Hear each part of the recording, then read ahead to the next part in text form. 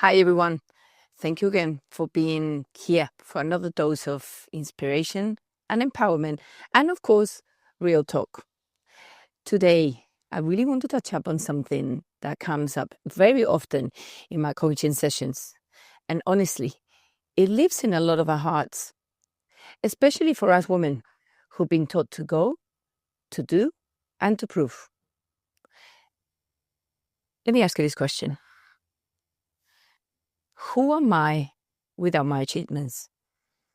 Have you ever felt that way?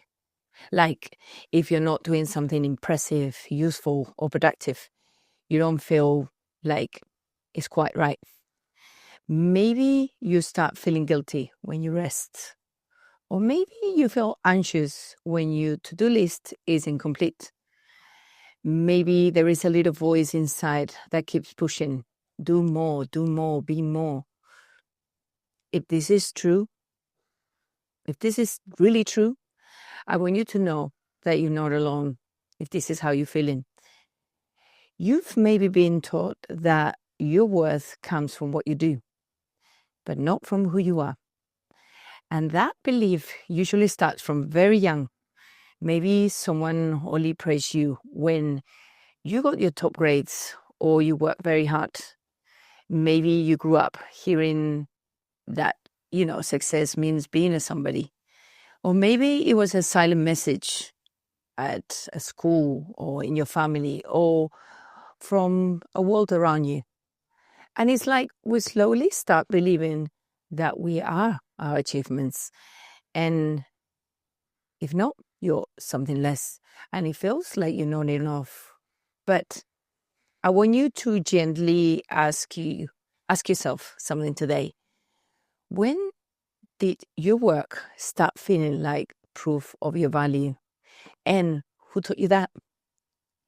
Let's just sit with that for a little second, because the truth is, most of us never get asked those questions. You know this. We just keep running and running to do more, to earn more, to be more. And I get it. I've been there. And I just wish you could know that your value doesn't have to be earned.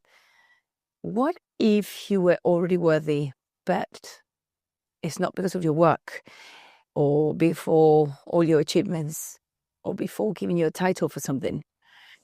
If you weren't busy proving anything, who would you be? It's a big question, right? And sometimes it can feel really scary to answer it. But because when we actually slow down, when we stop performing, we're left with ourselves.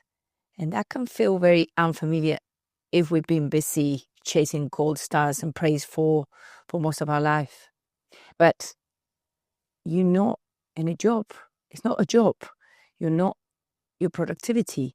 You're not your calendar or your inbox or your performance. You are a whole human being, and you deserve to feel that way, very deep in your bones. So maybe this week we begin gently.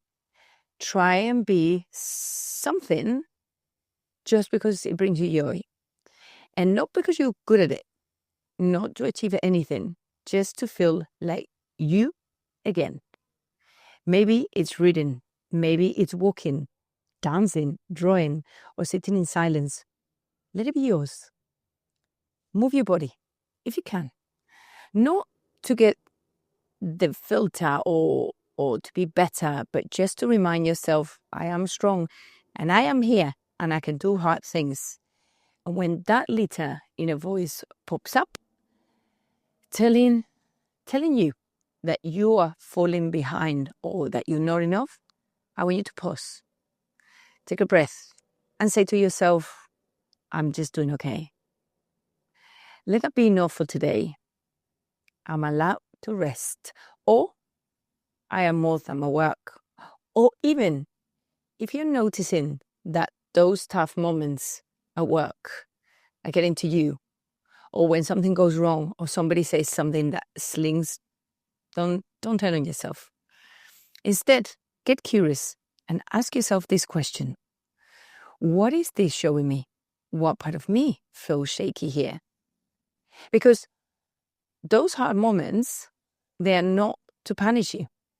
They're here to help you understand yourself much better and to learn what still needs to love. You don't have to fix it all today. You don't have to prove anything. You just have to remind yourself that you're somebody underneath all this all. And who you are is already enough. And if this spoke to you, think about it. Maybe you can share it with somebody who needs a reminder. Until next time, keep moving forward. Knowing that you're more than just what you do. I'll see you soon.